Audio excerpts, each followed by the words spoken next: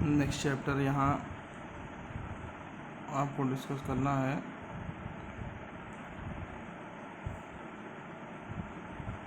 Is matter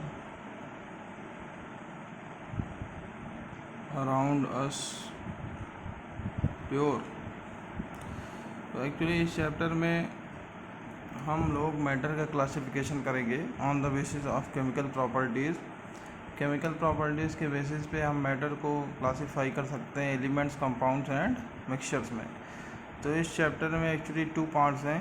first part में हम element, compound, mixture की कैरेक्टरिस्टिक्स, उनके एग्जांपल्स देखेंगे, टाइप्स देखेंगे, और नेक्स्ट पार्ट में हम सेपरेशन ऑफ मिक्सचर्स की स्टडी करेंगे कि कैसे मिक्सचर का सेपरेशन डिफरेंट मेथड से हम करते हैं, कौन सा मेथड अप्लाई करेंगे कि उस मिक्सचर के कंपोनेंट को सेपरेट करने के लिए। ठीक है, तो फर्स्ट चैप्टर में आपने मैटर का क्लासिफिकेशन किया था on the basis of physical properties. Physical properties के बेसिस पे मैटर को आपने सॉलिड, लिक्विड, गैस में क्लासिफाई किया था। इस चैप्टर में हम फिर से मैटर का क्लासिफिकेशन करेंगे on the basis of chemical properties. ठीक है, तो एक चार्ट हम यहाँ पे ड्रॉ कर रहे हैं, इसके बेसिस पे आप समझिए मैटर का क्लासिफिकेशन पहले हम 2 टाइप्स में करेंगे। फर्स्ट को हम बोलेंगे प्योर सब्सटेंसेस और नेक्स्ट है इम्प्योर सब्सटेंसेस। इम्प्योर सब्सटेंसेस को बोलेंगे मिक्सचर्स। ठीक है, प्योर सब्सटेंसेस को फर्दर क्लासिफाई कर सकते हैं एलिमेंट्स एंड कंपाउंड्स। एलिमेंट्स और कंपाउंड्स ये दोनों ही प्योर सब्सटेंस हैं, ये सेम टाइप ऑफ पार्टिकल से मिल करके बनते हैं, इसलिए इन्हें प्योर सब्सटेंस बोला जाता है। और मिक्सचर्स 2 टाइप्स के होते हैं, होमोजीनियस, हेट्रोजीनियस। हम लोग आगे इसको डिटेल में पढ़ेंगे। Homogeneous mixture, homogeneous and heterogeneous.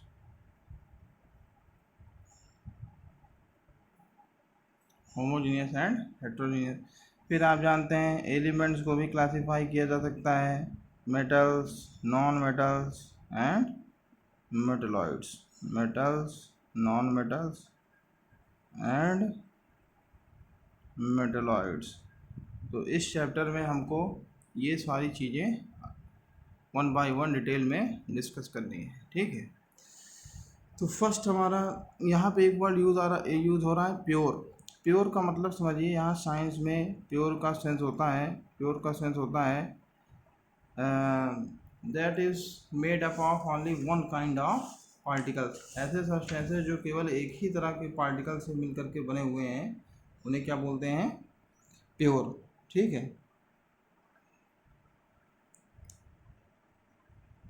Pure मतलब substances that contains only one type of, only one kind of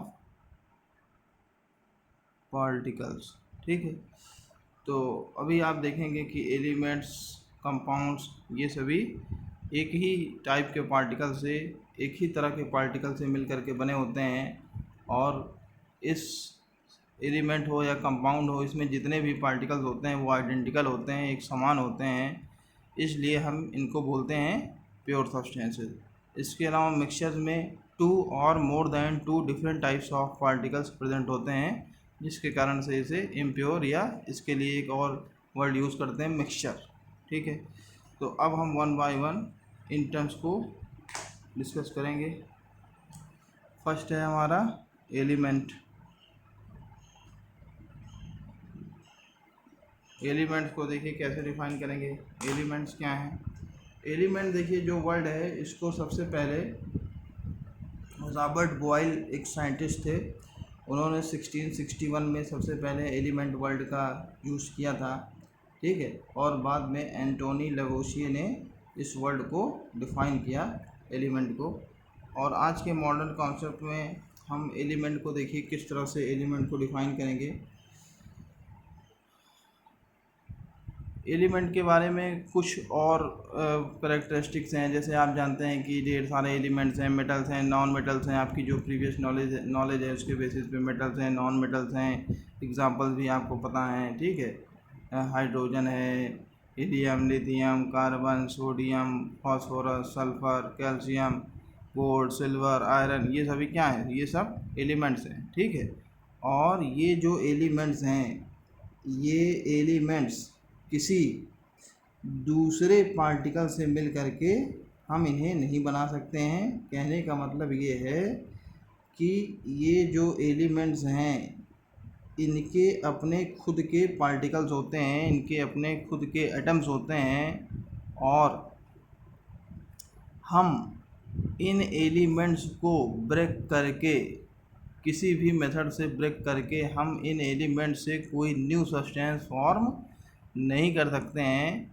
example के लिए जैसे मान लीजिए आपके पास आयरन का कोई पीस है और आप उसे ब्रेक करेंगे अगर किसी तरह से, तो उसका शेप छोटा हो जाएगा। आप उसे छोटे छोटे पीसेस में आप उसे तोड़ सकते हैं, ब्रेक कर सकते हैं। लेकिन वो जो अलग अलग पीसेस होंगे उसमें भी सारे पार्टिकल्स किसके होंगे? आयरन के ही होंगे। क्यों?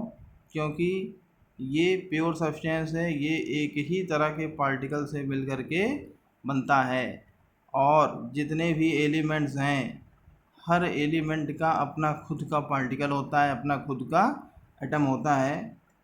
तो किसी भी एलिमेंट पे जितने भी एटम्स होते हैं, जितने भी पार्टिकल्स होते हैं, वो सभी आइडेंटिकल होते हैं।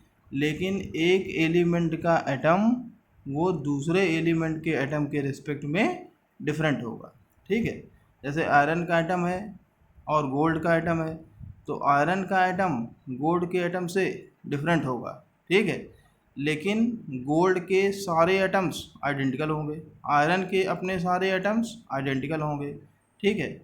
और इन एलिमेंट्स को ही बोला जाता है बिल्डिंग ब्लॉक, ठीक है। एक्चुअली ये basic form of pure substance है। एलिमेंट्स क्या हैं? Elements are the basic form of a pure substance. Pure substances के ये बेसिक फॉर्म हैं। और ये एलिमेंट्स क्या हैं? इन एलिमेंट्स को बोला जाता है they are the building blocks of all compounds. और इन्हीं एलिमेंट्स से ही मिल करके यही एलिमेंट्स आपस में कंबाइन कर करके क्या फॉर्म करते हैं? कंपाउंड बनाते हैं। तो एलिमेंट्स कंपाउंड्स के बारे में आप प्रीवियस क्लासेस में आप इसे देख चुके हैं, फिर भी आपको सारी चीज़ें फिर से रिवाइज कराई जा रही हैं। अब देखिए, एलिमेंट्स में आप ध्यान रखेंगे कि किसी भी एलिमेंट के जितने भी एटम्स होते हैं वो आइडेंटिकल होते हैं, लेकिन एक एलिमेंट का एटम दूसरे एलिमेंट के एटम से डिफरेंट होगा, ठीक है। ये चीज़ आपको याद रखनी है। तो अगर हम यहाँ पे कुछ करेक्टरिस्टिक एलिमेंट्स की को डिफ़ाइन करने से पहले एलिमेंट्स की कुछ प्रॉपर्टीज़ यहाँ पे मेंशन कर दें। जैसे an element is made up of only one kind of atoms, only one kind of atoms, ठीक है, which are identical। ये वर्ड इम्पॉर्टेंट है, which are identical in which are identical in all respects। In all respect मतलब size, मास, composition, ये सब चीज़ें क्या हैं? ये आइडेंटिकल है। बट एक डिफरेंट फैक्ट, एक और फैक्ट जो आपको याद रखना है वो क्या है कि how ever atoms of different elements, atoms of different elements differ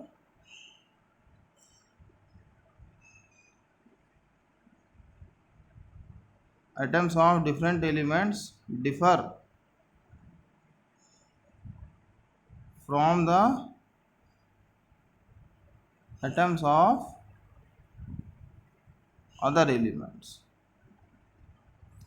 एक एलिमेंट के एटम्स दूसरे एलिमेंट के एटम से ये डिफरेंट होंगे, ठीक है। लेकिन एक ही एलिमेंट के खुद के सारे एटम्स कैसे होंगे, आइडेंटिकल। ठीक, तो ये बात याद रखनी है। तो इसका मतलब ये हुआ कि अगर अभी तक 118 एलिमेंट्स डिस्कवर हो चुके हैं इस नेचर में, तो इसका मतलब हर जितने भी ये 118 एलिमेंट्स हैं, ये जो अलग अलग एलिमेंट्स हैं, हर एलिमेंट का अपना खुद का एटम है। ठीक है, और हर एलिमेंट का एटम दूसरे एलिमेंट के एटम से डिफरेंट है। तो अगर 118 डिफरेंट एलिमेंट्स डिस्कवर हो चुके हैं, तो इसका मतलब कितने डिफरेंट एटम्स इस नेचर में एग्जिस्ट करते हैं। एटम मतलब देखिए, एटम मतलब किसी एलिमेंट का एटम। ठीक है, एटम का कोई अपना खुद का उसकी आइडेंटिटी नहीं है। एटम मतलब वो किसी न किसी एलिमेंट का ही एटम होगा। ठीक है, तो अगर 118 डिफरेंट एलिमेंट्स हैं, तो कितने कितने डिफरेंट टाइप्स के एटम्स हैं, 118। तो एक चीज़ यहाँ पे ये भी याद ध्यान रखेंगे कि there are as many different atoms as are different elements. कितने डिफरेंट एटम्स हैं, जितने की डिफरेंट एलिमेंट्स हैं। ठीक है, अब हम एलिमेंट को डिफाइन करते हैं। एलिमेंट की देखिए डेफिनेशन कैसे लिखेंगे। सिंपल सी एलिमेंट की डेफिनेशन है कि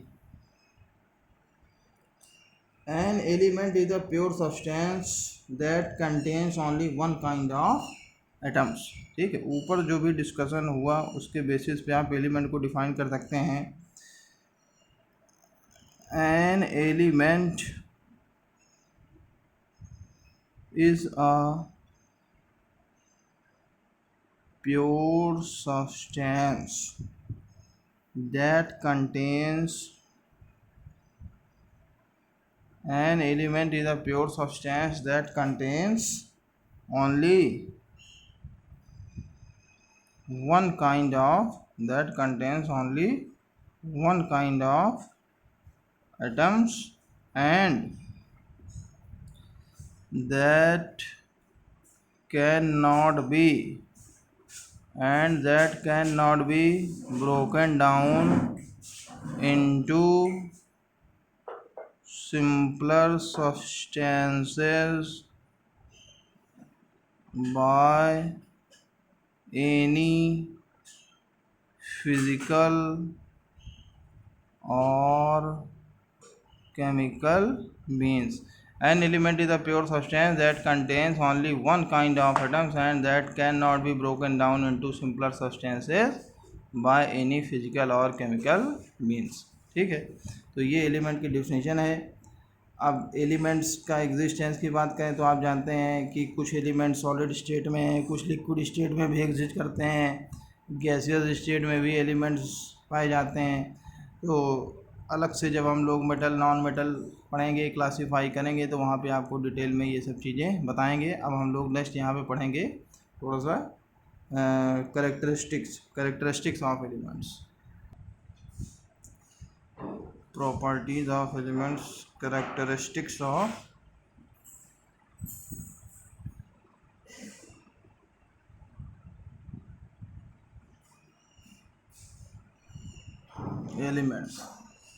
एलिमेंट्स की जो भी डेफिनेशन आपने देखी, जो भी एलिमेंट्स के बारे में आपको फैक्ट बताए गए, वहीं से आप कैरेक्टरिस्टिक भी इसकी लिख सकते हैं। कैरेक्टरिस्टिक्स में आप देखिए कि पहली कैरेक्टरिस्टिक तो आपकी यही हो गई कि elements are made up of only one kind of particles. Elements are made up of only one kind of particles. Elements cannot be broken down into simpler substances by any means. एक characteristic और आप ले सकते हैं they have fixed melting points and boiling points. They have fixed melting points and boiling points. तो ये कुछ characteristics हैं एलिमेंट्स की, आप याद रखेंगे। नेक्स्ट हम करेंगे classification of elements on the basis of physical properties. ठीक है, फिजिकल प्रॉपर्टीज़ के बेसिस पे हम एलिमेंट्स का क्लासिफिकेशन करेंगे। क्लासिफिकेशन ऑफ एलिमेंट्स, एलिमेंट्स को देखिए कैसे क्लासीफाई किया जा सकता है। On the basis of physical properties, elements have been divided into 3 types। Elements को 3 टाइप्स में क्लासीफाई किया जा सकता है। कौन कौन से? Metals, non metals and metalloids. Metals, non metals and metalloids. अब हमें आगे मेटल्स, नॉन मेटल्स की डेफिनेशन और उनकी करेक्टरिस्टिक पढ़नी है। पीछे आप क्लासेस में पढ़े होंगे कि metals are malleable, metals are ductile, good conductor of heat and electricity, metals are lustrous, metals are sonorous, metals are generally hard. ठीक है, metals are solids at room temperature except mercury. तो ये सब जो करेक्टरिस्टिक्स हैं इसमें कोई नई नहीं है, वही पुरानी करेक्टरिस्टिक जो आप प्रीवियस क्लासेस में पढ़े हैं वही है।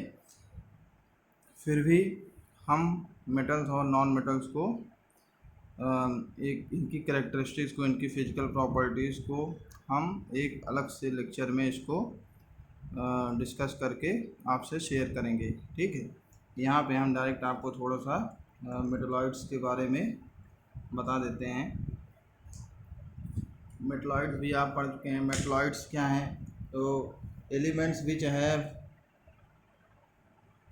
properties of both metals and non metals are called metalloids. ऐसे एलिमेंट जिनमें मेटल और नॉन मेटल दोनों की ही प्रॉपर्टीज़ पाई जाती हैं उन्हें क्या बोलते हैं? मेटलॉइड्स। ठीक है,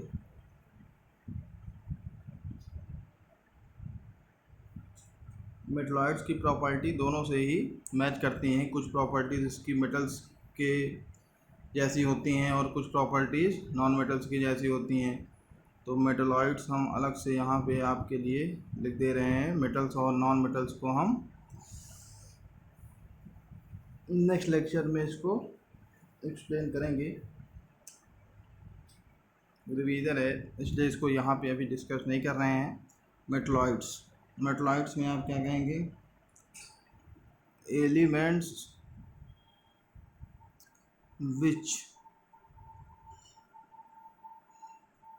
have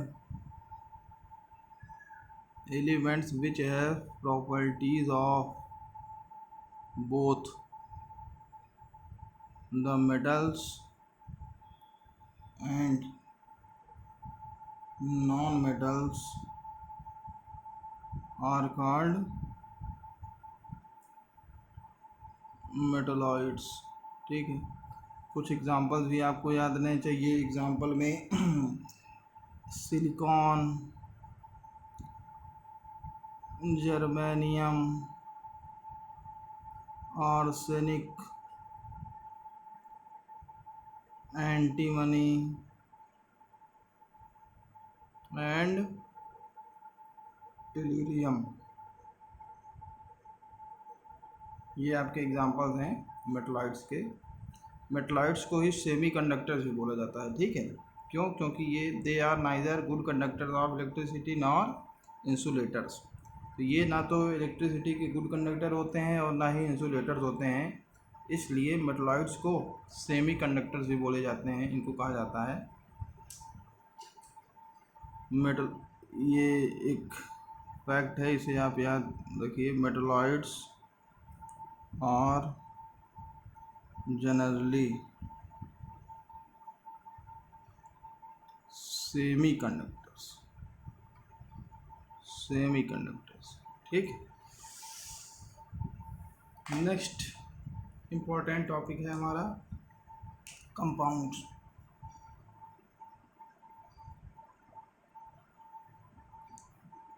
देखिए कंपाउंड्स में पीछे अभी आपको बताया गया कि elements are the building blocks of all the compounds.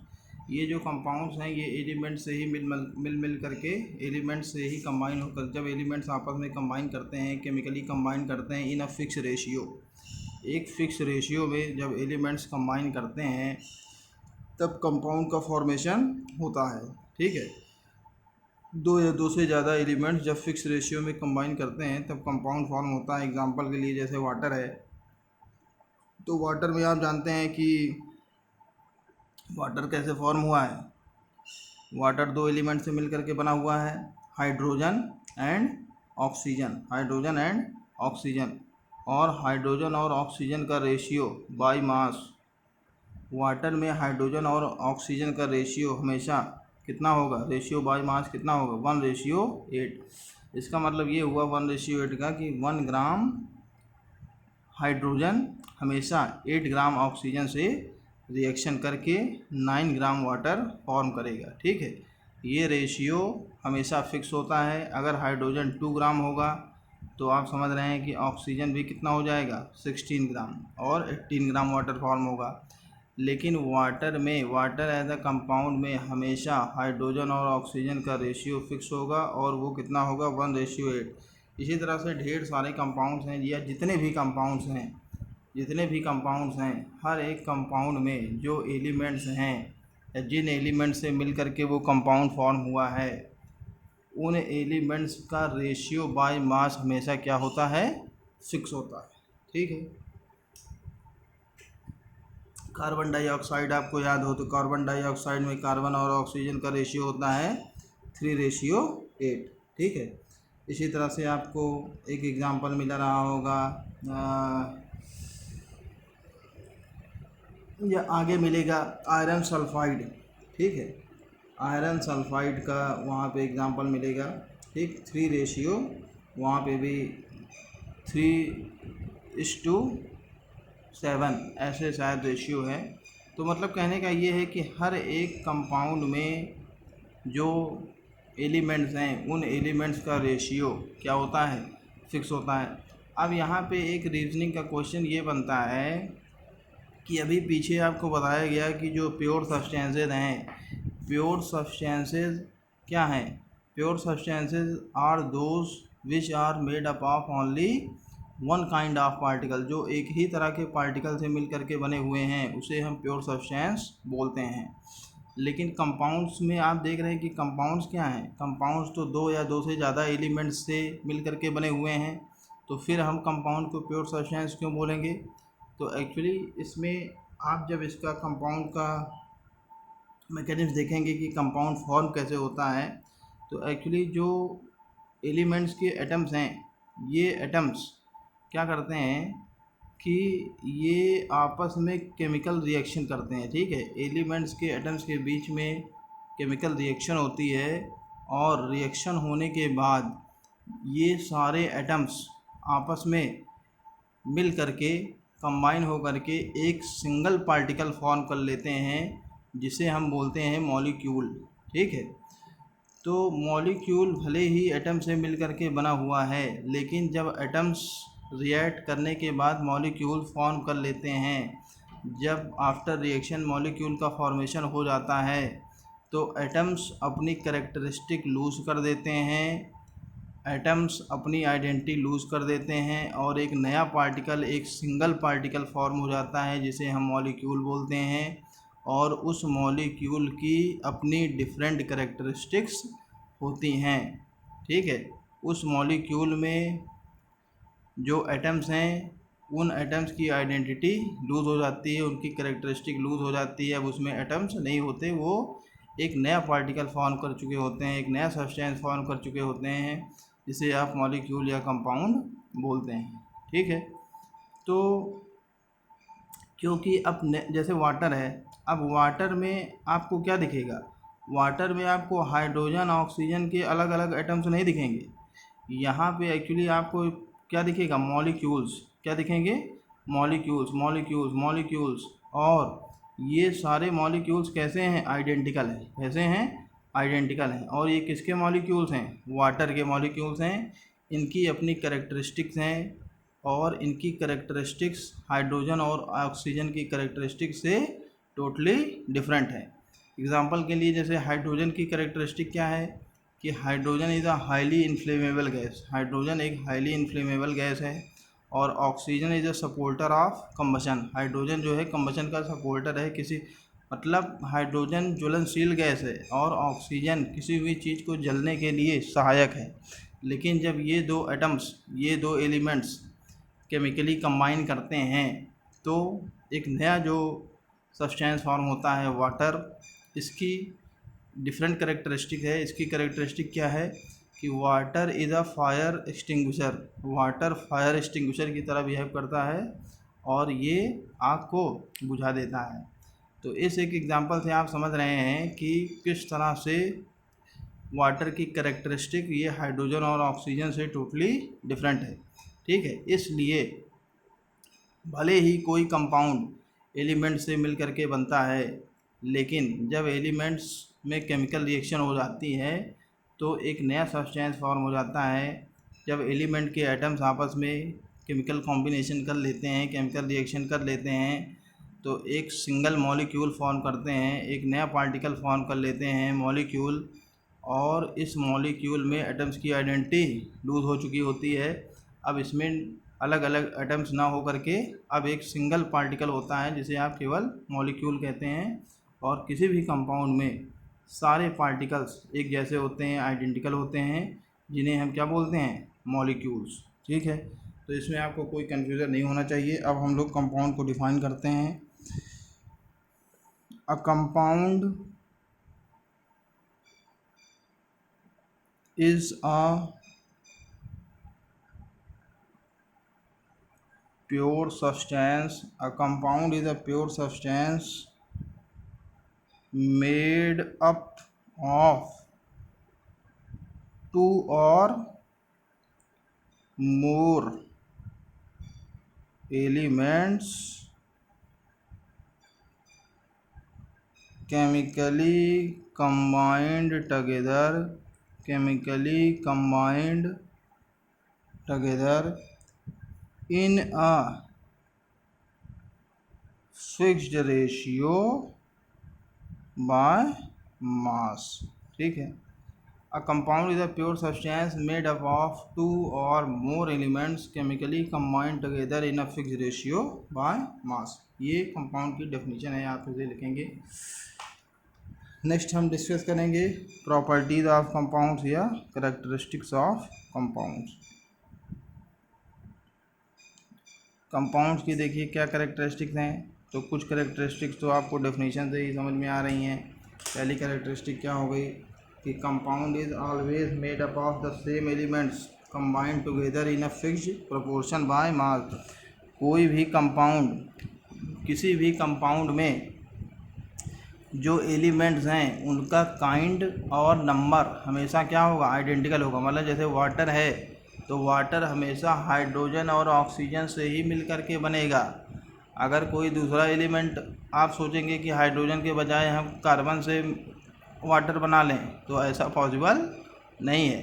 किसी भी कंपाउंड में एलिमेंट्स क्या होते हैं, फिक्स होते हैं। ठीक है, और उनका रेशियो भी क्या होता है, रेशियो बाय मास भी हमेशा क्या होता है, फिक्स होता है। तो कंपाउंड की कैरेक्टरिस्टिक आप लिखेंगे कि a compound is always made up of the same elements. एक ही तरह के, एक ही सेम एलिमेंट से ही हमेशा कंपाउंड फॉर्म होगा। एंड दूसरी कंडीशन क्या है, same elements combined together in a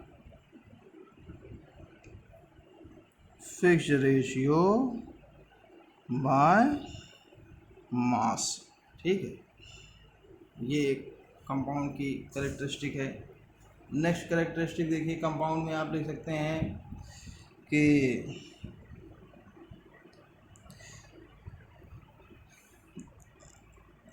the properties of compounds are totally different from those of its constituents।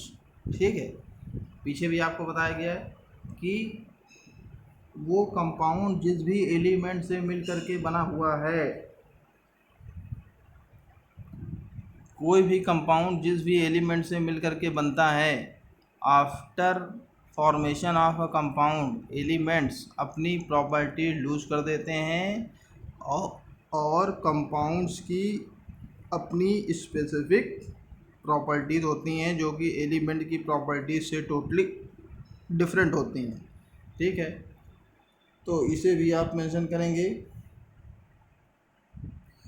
कि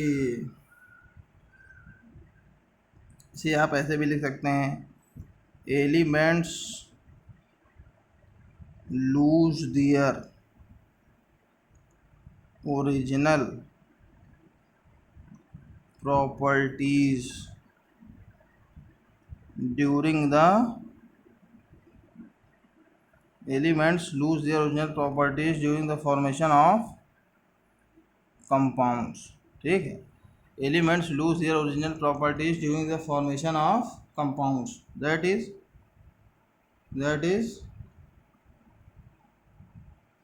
its properties are totally different, that is its properties are totally different from those of its constituents। constituent मतलब कि जिस भी element से मिल करके वो compound बना हुआ है वही उसके कॉन्स्टिट्यूएंट्स हैं। जैसे वाटर के कॉन्स्टिट्यूएंट्स क्या हैं, हाइड्रोजन ऑक्सीजन। कार्बन डाइऑक्साइड के कॉन्स्टिट्यूएंट क्या हैं, कार्बन ऑक्सीजन। तो इसको बोलते हैं कॉन्स्टिट्यूएंट्स। ठीक है, ये कैरेक्टरिस्टिक हो गई। नेक्स्ट कैरेक्टरिस्टिक देखिए, एलिमेंट्स में आपने कहा था कि एलिमेंट्स में कैरेक्टरिस्टिक आपने देखी थी कि elements can not be broken down into simpler substances by any mean. अब यहाँ पे आप देखिए लिखेंगे कि a compound can be separated into its constituents. A compound can be broken into its constituent elements by only chemical means. केवल chemical means से ही हम कंपाउंड्स को उनके कॉन्स्टिट्यूएंट एलिमेंट्स में ब्रेक कर सकते हैं। फिजिकल मीन्स से हम कंपाउंड के कॉन्स्टिट्यूएंट्स को सेपरेट नहीं कर सकते। तो यहाँ पे लिखेंगे कि कैरेक्टरिस्टिक में कंपाउंड्स के लिखेंगे, compounds can be broken into its constituent elements by only chemical means। compounds can be broken into its constituent elements by only chemical means। ठीक है, ये एक कैरेक्टरिस्टिक है। नेक्स्ट कैरेक्टरिस्टिक, अब देखिए कंपाउंड भी क्योंकि प्योर सब्सटेंस है तो इसका भी फिक्स्ड मेल्टिंग पॉइंट और फिक्स्ड बॉइलिंग पॉइंट होगा, और हर एक कंपाउंड का डेफिनेट मॉलिक्यूलर फार्मूला होता है। डेफिनेट मॉलिक्यूलर फार्मूला होता है क्यों, क्योंकि आप जानते हैं कि किसी भी कंपाउंड में एलिमेंट्स फिक्स होते हैं, type of element and number of element दोनों क्या होते हैं, फिक्स होते हैं। इसलिए इसका मॉलिक्यूलर फार्मूला भी क्या होता है, फिक्स होता है। इसके अलावा क्योंकि ये प्योर सब्सटेंस है इसलिए इसका fix melting and boiling point भी है। तो देखिए आप क्या लिखेंगे, एक कैरेक्टरिस्टिक ये भी लिख सकते हैं कि a compound has a definite molecular formula and fixed melting and boiling points। A compound has a definite molecular formula and fixed melting and boiling points। ठीक है, एक इम्पॉर्टेंट करेक्टरिस्टिक ये भी है कंपाउंड्स की कि जब भी कंपाउंड का फॉर्मेशन होता है, जब भी दो या दो से ज़्यादा एलिमेंट्स केमिकली कंबाइन करते हैं तो वहाँ पे एनर्जी का चेंज होता है। एनर्जी का चेंज होता है कहने का मतलब ये है कि या तो एनर्जी इवॉल्व होती है या एनर्जी एब्जॉर्ब होती है। ठीक है, जब भी एलिमेंट्स केमिकली कंबाइन करके कंपाउंड का फॉर्मेशन करते हैं तो या तो हमें उन्हें एनर्जी प्रोवाइड करनी पड़ती है in the form of heat और लाइट, या तो हमें एनर्जी प्राप्त होती है, एनर्जी हमें मिलती है, जिसको हम बोलते हैं एनर्जी इवॉल्व। ठीक है, तो दोनों ही कंडीशंस पॉसिबल हैं। आगे आप डिटेल में पढ़ेंगे अलग अलग, जब केमिकल रिएक्शंस पढ़ेंगे तो वहाँ पे, यहाँ पे अभी आपको ये कैरेक्टरिस्टिक याद रखनी है कि एनर्जी इज़ यूजुअली इवॉल्व्ड और absorbed. Energy is usually evolved or absorbed during the formation of